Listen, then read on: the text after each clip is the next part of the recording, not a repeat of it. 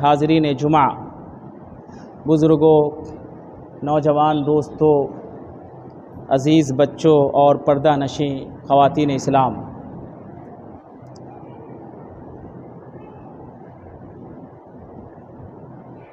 اللہ تعالیٰ نے ہم تمام انسانوں کو اور تمام جناتوں کو اپنی عبادت کے لیے پیدا کیا ہے۔ وَمَا خَلَقْتُ الْجِنَّ وَالْإِنسَ إِلَّا لِيَعْبُدُونَ، سورہ الذاریات آیت نمبر 56 میں اللہ رب العالمین نے انسان اور جنات کی خلقت، پیدائش اور وجود کا واضح طور پر مقصد بتا دیا۔ ہم اس دنیا میں اسی لیے آئے ہیں کہ ہم اللہ رب العالمین کی عبادت کریں۔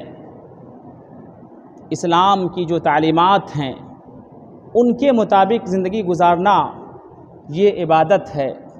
ہم اپنے بہت سارے کام کرتے ہیں، زندگی کی بہت ساری ضروریات ہیں، عام عادت کے مطابق چیزیں ہیں، ان کو بھی اگر اللہ تعالیٰ کی رضا کے لیے کرتے ہیں اور اخلاص کے لیے کرتے ہیں تو یہ بھی عبادت ہے۔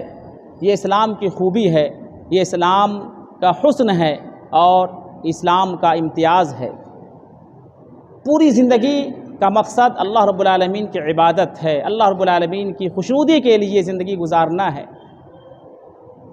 لیکن اس کے باوجود اللہ رب العالمین کا فضل و کرم ہے، اللہ رب العالمین کا احسان ہے، اللہ رب العالمین کا انعام ہے کہ اس نے اپنے بندوں کو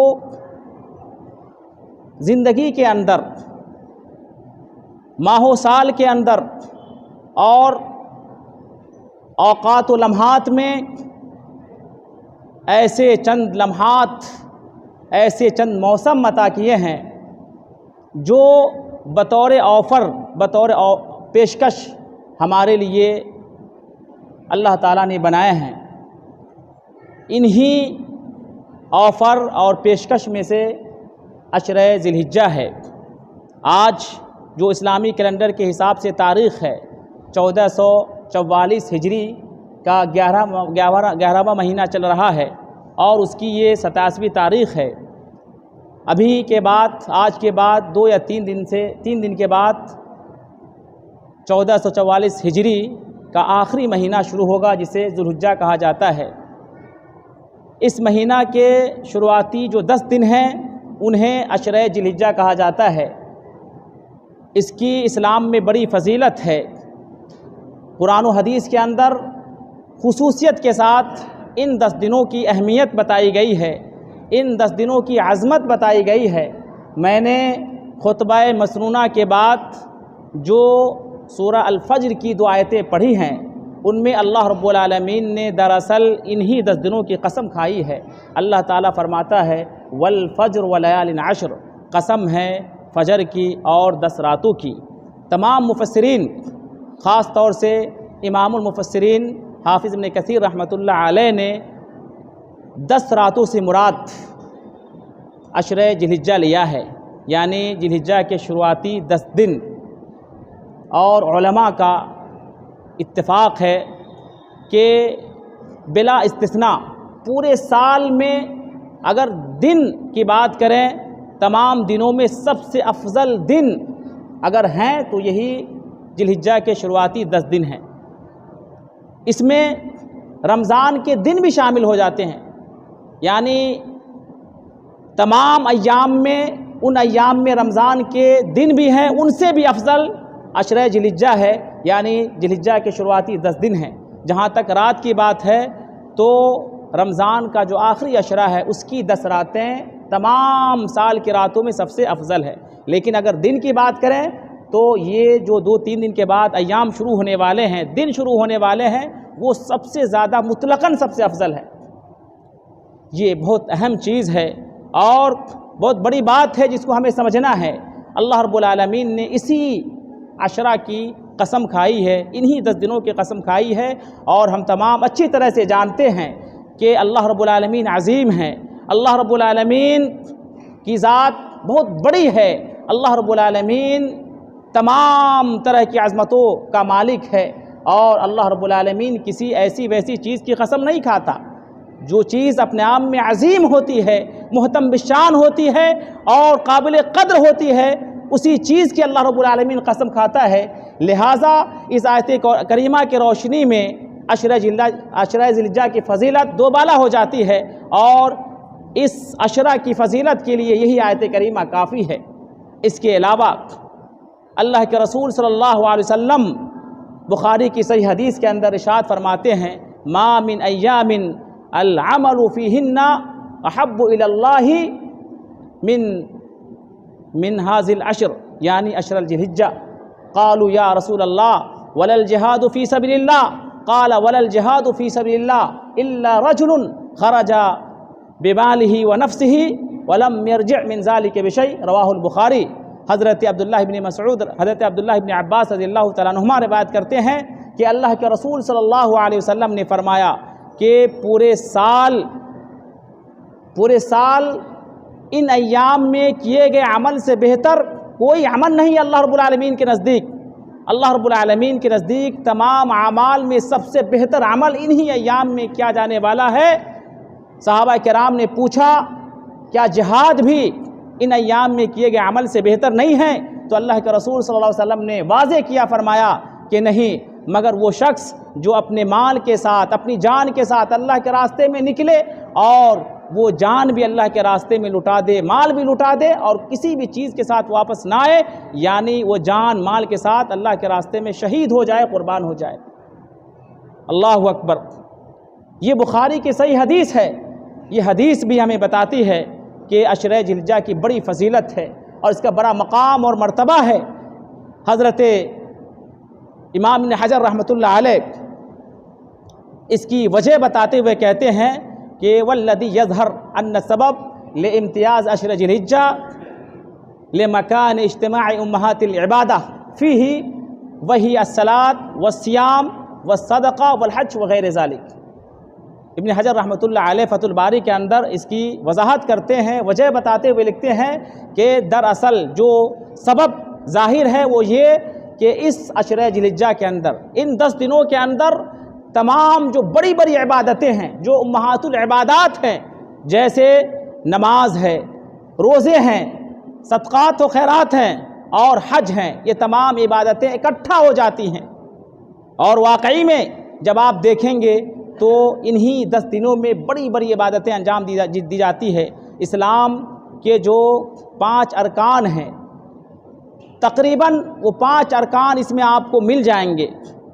اگر ہم شہادت اللہ الہ الا اللہ محمد رسول اللہ کی بات کریں تو ان ایام میں حج جیسی عظیم الشان عبادت کو انجام دیا جاتا ہے، اور اس حج کے اندر جا بجا، جگہ بجگہ اللہ رب العالمین کی توحید اور محمد عربی صلی اللہ علیہ وسلم کی رسالت کا اقرار کیا جاتا ہے، کلمہ طیبہ محمد رسول اللہ کا اقرار کیا جاتا ہے، اور جو توحید کا کلمہ ہے لبیک اللہم لبیک لا شریک لک لبیک، یہ کلمہ بھی کلمہ توحید ہے، اور ہر مقام پر، ہر رکن کے اندر اور ہر عبادت کے اندر توحید موجود ہوتی ہے اور اللہ رب العالمین کی وحدانیت کا مظہر سامنے آتا ہے۔ لہٰذا اس عشرہ کے اندر توحید جو اسلام کا پہلا رکن ہے وہ بھی یہاں پر نظر آتا ہے۔ اس کے علاوہ جو نماز ہے اسلام کا دوسرا سب سے اہم رکن ہے اور عبادات میں سب سے بڑی عبادت ہے، سب سے پہلی عبادت ہے، اعمال میں سب سے پہلا عمل ہے، یہ بھی اس عشرہ کے اندر بکثرت موجود ہے، اور اس عشرہ میں زیادہ سے زیادہ نمازیں پڑھنے کا حکم دیا گیا ہے، اور فرض نمازوں کے علاوہ نفل نمازوں کا اہتمام کثرت سے کرنے کا ہمیں حکم دیا گیا ہے، تو یہ عبادت بھی موجود ہے۔ اس کے علاوہ جو تیسرا رکن رمضان ہے، رمضان کا روزہ رکھنا ہے، تو یہ رمضان کا روزہ، اس کے علاوہ مطلق روزہ یہاں پہ رکھنے کی بات کی گئی ہے۔ یوم عرفہ کے روزے کی بڑی فضیلت ہے، اور اللہ کے رسول صلی اللہ علیہ وسلم مسلسل 9 ذی الحجہ تک روزہ رکھا کرتے تھے، تو اس مہینہ کے اندر روزہ کی بھی تاکید کی گئی ہے، اور شروع میں 10 دن خاص طور سے پڑھنے کے رکھنے کی تعلیم دی گئی ہے۔ اس کے علاوہ اس مہینہ کے اندر جو پانچواں اہم رکن ہے حج، وہ اس مہینہ کے اندر ادا کیا جاتا ہے۔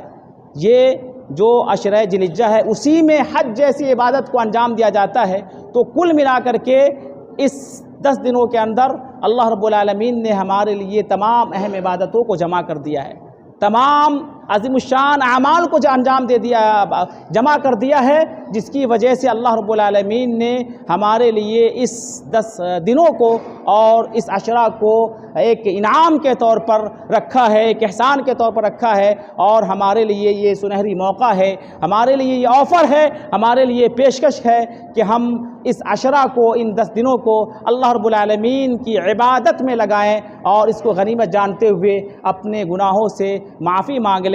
صحابہ کرام اور تبع تابعین اور جو اس امت کے نیک لوگ تھے، اسلاف کرام، ان کا معمول تھا کہ وہ 3 عشروں کی بڑی قدر کیا کرتے تھے۔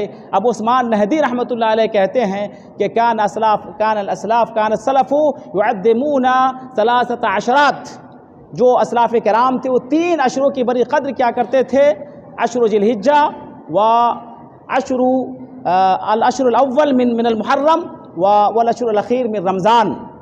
3 جو عشرے ہیں، رمضان کا آخری عشرہ اور محرم کا پہلا عشرہ اور یہ ذی الحجہ کا پہلا عشرہ، ان 3 عشروں کی وہ بڑی قدر کیا کرتے تھے، بڑی تعظیم کیا کرتے تھے، اور ان عشروں میں وہ پوری جد و جہد کے ساتھ اور پوری لگن کے ساتھ اللہ رب العالمین کی عبادت کیا کرتے تھے، اور وہ بڑے اہتمام کے ساتھ اور بڑی محنت کے ساتھ اللہ رب العالمین کی رضا تلاشتے تھے، اللہ رب العالمین کی خوشنودی تلاشتے تھے اور اپنے گناہوں کی معافی کرانے کی کوشش کرتے تھے۔ میرے دینی ملی بھائیوں، لہٰذا ہمارے سامنے عشرہ ذی الحجہ بالکل موجود ہے، اور 2-3 دن کے بعد ہم عشرہ ذی الحجہ میں داخل ہو جائیں گے۔ تو یہ اہمیت کو، اس فضیلت کو سمجھنا ضروری ہے کہ اللہ رب العالمین نے ہمارے لیے اس کو انعام کے طور پر رکھا ہے، اور ہم اس کی پہلے سے تیاری کریں۔ 2-3 دن کے بعد جو عشرہ شروع ہوگا اس میں ہمارے لیے کئی چیزیں ہیں، کئی تعلیمات ہیں اور کئی آداب ہیں، کئی سنتیں ہیں، ہمیں ان تمام کو جاننا ہے اور ان تمام پر عمل کرنے کی کوشش کرنی ہے۔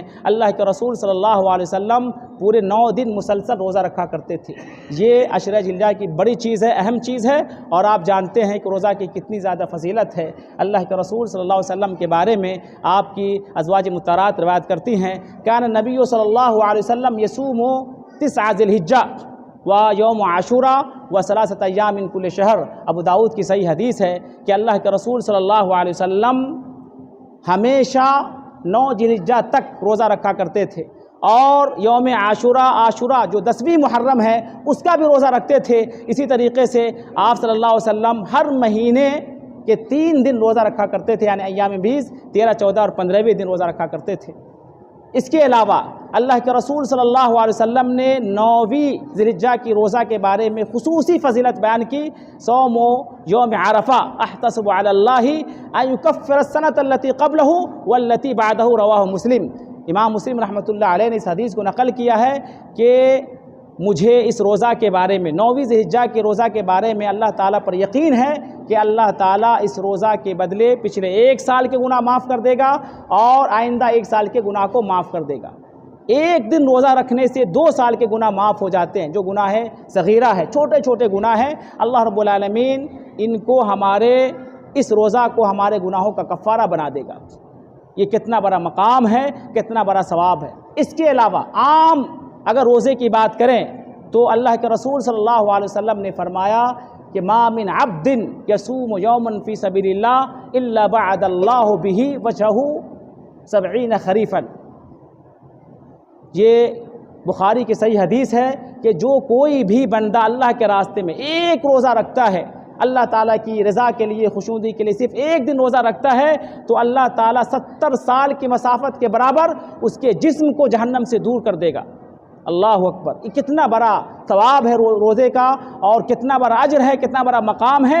اور حدیث قدسی میں آپ سن چکے ہیں، اور رمضان کے موقع سے یہ حدیثیں کافی پڑھی جاتی ہے، بیان کی جاتی ہے کہ کل عمل ابن آدم لہو الا الصوم فانہ لی وانا اجزی بہ۔ بخاری کی روایت ہے کہ ابن آدم کا ہر عمل اسی کے لیے ہے سوائے روزہ کے، میں اس کا خصوصی طور پر بدلہ دیتا ہوں، وہ میرے لیے اور میں ہی اس کا بدلہ دینے والا ہوں۔ یہ بخاری کی روایت ہے۔ تو میں نے جو حدیثیں پڑھی ہیں ان میں روزہ کی بڑی فضیلت بیان کی گئی ہے، بڑا مقام بیان کیا گیا ہے۔ تو عشرہ ذی الحجہ میں جو ہمارے لیے سنت ہے اور جو ہمارے لیے اسلام کا پیغام ہے اور ہمارے لیے کرنے کا جو کام ہے وہ یہ کہ ہم کثرت سے روزہ رکھیں۔ کوشش یہ ہونی چاہیے کہ پورے 9 دن روزہ رکھیں، 1 ذی الحجہ سے لے کر کے 9ویں ذی الحجہ تک۔ اور انہی 9 دنوں میں یوم عرفہ ہے، اس کا الگ سے مقام اور مرتبہ بیان کیا گیا ہے۔ اور اگر ہم 9 دن نہیں رکھ سکتے ہیں تو زیادہ سے زیادہ رکھنے کی کوشش کریں، 8 ہو 7 ہو یا 6 ہو 5 ہو، جہاں تک ممکن ہو میسر ہو ہم روزہ رکھیں۔ لیکن اگر ان تمام دنوں میں 9 دنوں روزہ نہیں رکھتے ہیں یا زیادہ نہیں رکھ پاتے ہیں تو کم سے کم ہماری کوشش ہونی چاہیے کہ ہم ایک دن عرفہ کا روزہ رکھیں، کیونکہ اس کی الگ سے فضیلت بیان کی گئی ہے۔ اور آپ جانتے ہیں کہ عرفہ کا جو دن ہوتا ہے وہ حج میں بڑا مقام رکھتا ہے اور حج کا اہم رکن ہے، بلکہ سب سے بڑا رکن ہے۔ اللہ کے رسول نے فرمایا الحج عرفہ، کہ حج دراصل عرفہ کے دن قیام کرنا ہے، وقوف کرنا ہے، اور اس دن اللہ رب العالمین سب سے زیادہ اپنے بندوں کو معاف کرتا ہے، جہنم سے آزادی عطا کرتا ہے۔ تو ہمیں بھی چاہیے کہ روزہ رکھ کر کے ہم اللہ رب العالمین سے اپنے گناہوں کی معافی کرائیں اور جہنم سے آزاد ہو جائیں۔ اس کے علاوہ جب عشرہ شروع ہو، جب ذی الحجہ کا پہلا عشرہ شروع ہو تو ہم تمام کو چاہیے کہ کثرت سے اللہ رب العالمین کی تحمید بیان کرے، یعنی ہم الحمدللہ کہیں، اللہ رب العالمین کی تکبیر بیان کرے، یعنی اللہ رب العالمین کے لیے ہم جو ہے ذکر و اذکار کریں، اللہ اکبر لا الہ الا اللہ، اللہ اکبر وللہ الحمد۔ جو یہ تکبیر کے کلمات ہیں ان کو ذی الحجہ کے چاند نکلتے ہی ہمیں پڑھنا چاہیے۔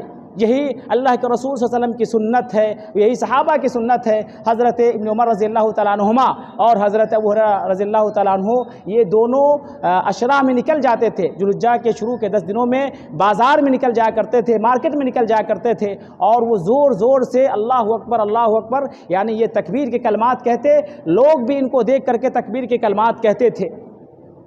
اسی لیے ابن عمر رضی اللہ تعالیٰ عنہ بیان کرتے ہیں کہ ما من ایام اعظم عند اللہ وَلَحَبُّ إِلَيْهِ الْعَمُلُ فِيهِنَّ مِنْ هَذِهِ الْأَيَّامِ الْعَشْرِ، کہ اللہ تعالیٰ کے نزدیک پورے سال میں سب سے عظیم ایام یہی 10 دن ہیں، لہٰذا ان میں کوئی بھی عمل اللہ تعالیٰ کو کافی زیادہ محبوب ہے، پسند ہے۔ فَأَكْثِرُوا فِيهِنَّ مِنَ التَّحْمِيدِ والتحلیل والتکبیر، لہٰذا ان 10 دنوں میں زیادہ سے زیادہ لا الہ الا اللہ کہیں، زیادہ سے زیادہ سبحان اللہ کہیں، زیادہ سے زیادہ الحمدللہ کہیں، اور زیادہ سے زیادہ تکبیر کے کلمات کہیں۔ جو بھی ذکر و اذکار کے کلمات ہو سکتے ہیں تمام کو زیادہ سے زیادہ اس میں پڑھنا چاہیے تاکہ ہم سنت پر عمل ہو سکے۔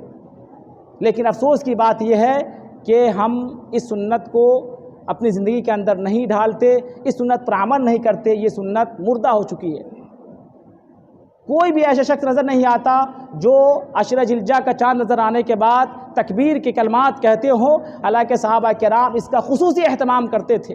لہٰذا ہم تمام مسلمان کو چاہیے کہ ہم اس سنت کو سمجھیں اور اس پر عمل کرنے کی کوشش کریں۔ یہ سنت مردہ ہو چکی ہے، ہم اس کو زندہ کریں۔ سنت زندہ کرنے کا جو ثواب ہے وہ آپ جانتے ہیں کہ ہمیں خود سنت پر عمل کرنے کا ثواب ملے گا، اور باقی جو عام مسلمان عمل کریں گے ان کا بھی ہمیں الگ سے ثواب ملے گا۔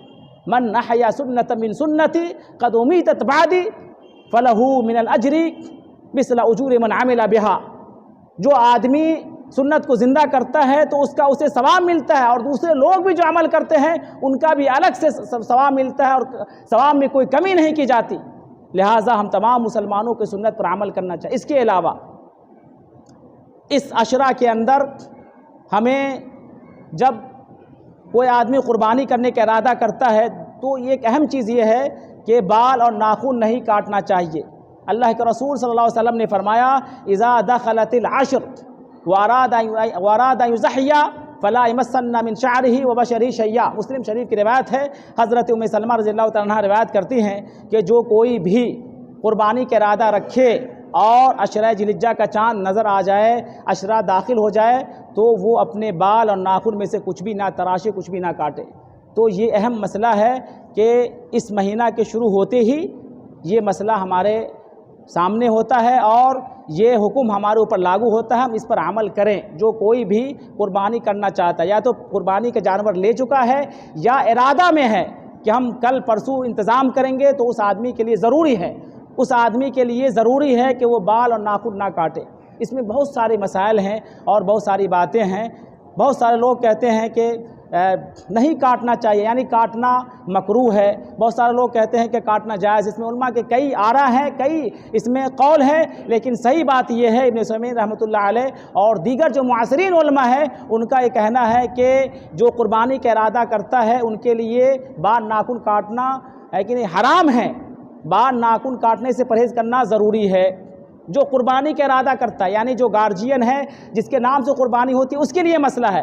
جو گھر والے ہیں، اہل خانہ ہے، گھر کے دیگر افراد ہیں، ان کی طرف سے قربانی کی جاتی ہے تو ان پر یہ حکم لاگو نہیں ہوتا۔ لیکن اگر وہ بھی اس کا اہتمام کرے تو اچھی بات ہے، لیکن ان کے لیے ضروری نہیں ہے۔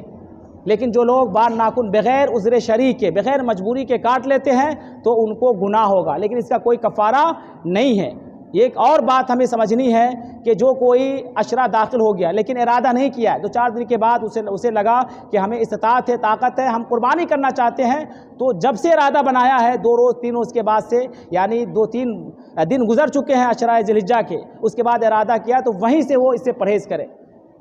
اور اگر کسی نے ارادہ نہیں کیا ہے تو کوئی حرج کی بات نہیں۔ بہت سارے لوگ یہ سمجھتے ہیں کہ اگر قربانی نہیں کر رہے ہیں اور بال ناخن نہیں کاٹتے ہیں اور عید الاضحیٰ کے دن کاٹتے ہیں تو اس کا قربانی کا ثواب ملے گا۔ یہ سب صحیح حدیث سے ثابت نہیں ہے، اور یہ سب جو ہے نا بالکل مجہول بات ہے اور غیر موثوق بات ہے اور غیر مسنون ہے، غیر مشروع ہے۔ لہٰذا ایسی کوئی بات نہیں۔ بہت سارے لوگ حلق یعنی قربانی کے دن بال چھلوانے کو بھی قربانی کا ثواب سمجھتے ہیں، یہ سب کوئی صحیح حدیث سے ثابت نہیں ہے۔ تو عشرہ ذی الحجہ شروع ہونے کے بعد کئی چیزیں ہمیں جاننی چاہیے اور کئی چیزوں پر عمل کرنا چاہیے۔ ان میں ایک یہ ہے کہ روزہ کا ہم کثرت سے اہتمام کریں، اس کے بعد تکبیرات کا اہتمام کریں ہر فرض نمازوں کے بعد خاص طور سے، اور چلتے پھرتے گھر میں، مسجد میں، مارکیٹ میں، جہاں بھی ہر مسلمان کو اپنے طور پر انفرادی طور پر چاہیے کہ اللہ اکبر، اللہ اکبر، لا الہ الا اللہ، اللہ اکبر وللہ الحمد کا ورد کریں اور اس کو زیادہ سے زیادہ پڑھیں تاکہ سنت پر عمل ہو جائے۔ اللہ رب العالمین ہمارے اوپر انعام کرے، اکرام کرے۔ اور آپ کو معلوم ہونا چاہیے کہ ان کلمات کی بڑی اہمیت ہے۔ تکبیر کے اس کلمات کے علاوہ ہمیں سبحان اللہ بھی پڑھنا چاہیے، اللہ اکبر بھی کہنا چاہیے، لا الہ بھی کہنا چاہیے، ولا حول ولا قوت بھی کہنا چاہیے۔ اللہ کے رسول صلی اللہ علیہ وسلم نے فرمایا کہ لا نقول سبحان اللہ والحمد للہ ولا الہ الا واللہ اکبر ولا حول ولا قوت الا باللہ خیر لی مما طلعت علیہ الشمس۔ مسلم کی روایت ہے کہ مجھے یہ تمام کلمات کہنا دنیا اور مافیہ سے زیادہ پسندیدہ اور محبوب ہے، اتنی زیادہ اس کی اہمیت ہے۔ اور جب آپ صلی اللہ علیہ وسلم معراج میں گئے تھے تو حضرت ابراہیم علیہ السلام نے آپ کو خصوصی نصیحت کی تھی کہ اے محمد صلی اللہ علیہ وسلم، آپ اپنی امتی کو یہ بتا دیں کہ جو کوئی بھی ان کلمات کو ادا کرتا ہے، سبحان اللہ، الحمدللہ، اللہ اکبر کہتا ہے، تو ان کے ذریعے سے وہ جنت میں گویا کے درخت لگا رہے ہیں، پودے لگا رہے ہیں اور اپنے لیے پھل تیار کر رہے ہیں۔ تو یہ سب بڑی فضیلتیں ہیں، بڑے مقام ہیں اور بڑا اجر بتایا گیا، لہٰذا ہمیں اہتمام کرنا چاہیے۔ اور اس کے علاوہ قربانی اسی عشرہ میں کی جاتی ہے جو بڑی عبادت ہے، اور اللہ رب العالمین کا تقرب حاصل کرنے کے لیے، اللہ رب العالمین کی رضا حاصل کرنے کے لیے اس عبادت کی بڑی اہمیت ہے۔ لہٰذا اگر کسی کے پاس طاقت ہے، استطاعت ہے، تو خلوص نیت کے ساتھ، شہرت کے لیے نہیں، نام وری کے لیے نہیں، بلکہ اللہ کی رضا کے لیے قربانی کا انتظام کرے۔ یہ سنت مؤکدہ ہے۔ بہت سارے لوگ نماز کی پابندی نہیں کرتے، بہت سارے لوگ روزے نہیں رکھتے یا حرام کاموں سے نہیں بچتے، لیکن قربانی کا کچھ زیادہ ہی اہتمام کرتے ہیں۔ مسلمان افراط اور تفریط کے شکار ہے۔ بہت سارے لوگ اس میں تساہلی کرتے ہیں اور طاقت رہنے کے باوجود بھی قربانی نہیں کرتے ہیں۔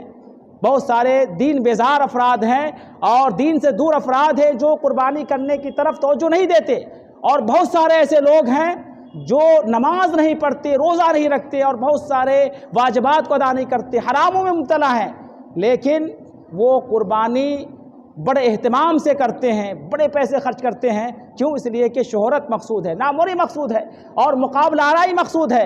ہم سب سے آگے بڑھ جائیں، ہمارا جانور سب سے عمدہ ہو، بہتر ہو، وہ لاکھوں روپے خرچ کر ڈالتے ہیں، لیکن خلوص نہیں ہوتا تو یاد رکھیں کہ ہمیں قربانی کا کوئی فائدہ نہیں پہنچے گا۔ لن ینال اللہ من لحومها، لن ینال اللہ لحومها ولا لن ینال اللہ لحومها ولا دماؤها ولکن ینالہ التقوی منکم۔ اللہ تعالیٰ نے فرمایا کہ اللہ تعالیٰ کے پاس نہ قربانی کا گوشت پہنچتا ہے، نہ خون پہنچتا ہے، بلکہ تقوی پہنچتا ہے، دل کا خلوص پہنچتا ہے۔ تو یہ سب اس مہینہ کے شروع کرنے سے پہلے ہی ہمیں اپنی اصلاح کر لینی چاہیے اور ان چیزوں کا جاننا چاہیے تاکہ ہمارا یہ عشرہ ذوالحجہ صحیح طور پر گزرے اور اللہ رب العالمین کی عبادتوں کو انجام دے سکے اور ہم اس آفر کو، اس پیشکش سے فائدہ اٹھا سکے، اس موقع کو غنیمت جان سکے اور اس مہینہ اور اس عشرہ کی جو فضیلت ہے اس سے ہمیں فائدہ حاصل ہو سکے اور ہم اس کی جو برکات ہے، خیرات ہے، ہم اس سے اپنے آپ کو مستفیض کر سکے۔ لہٰذا ہم تمام لوگوں کو اس عشرہ کے مسائل، احکام اور جو تعلیمات ہیں ان کو جاننا چاہیے اور عمل کرنے کی کوشش کرنی چاہیے۔ اخیر میں اللہ تعالیٰ سے دعا ہے کہ بار الہ ہم تمام لوگوں کو اس عشرہ کی فضیلت کو سمجھنے اور اس کے مطابق زندگی گزارنے کی توفیق عطا فرمائے۔